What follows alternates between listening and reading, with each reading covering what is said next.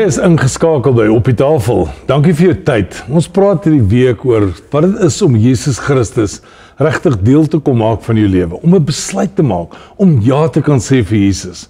Ons het van Sondag gepraat oor 'n ou mens wat nuut word. Ons het maande geleer van die genade van God. Ons het almal gesondig. Gister het ons gepraat oor die liefde van God en vandag praat ons oor jou ringvinger, die feit dat jy in 'n nuwe verhouding kan staan met Jesus Christus. 'n Verbond wat jy maak tussen jou en Christus. Die feit dat jy kan kom na plekte waar jy sê, ek erken, daar was sonde in my lewe.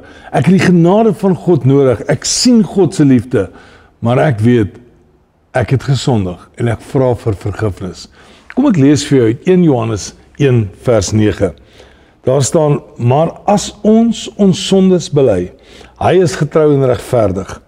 Hy vergewe ons sondes en reinig ons van alle ongeregtigheid.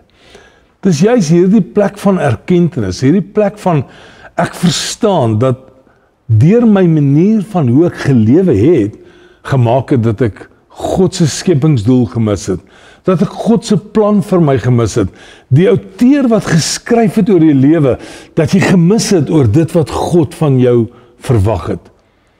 Vandag as jy net sê, Here, jammer, ek het gesondig. Here, vergewe my. Daar was goed in my lewe wat gebeur het, wat so ver verwyderd was, weg van wie Christus in jou lewe wou wees. Nou sê Johannes 1 vers 12, maar aan almal wat hom aangeneem het, die wat in hom glo, het hy die reg gegee om kinders van God te word. Vandag is dit jou kans om ja te sê vir Jesus.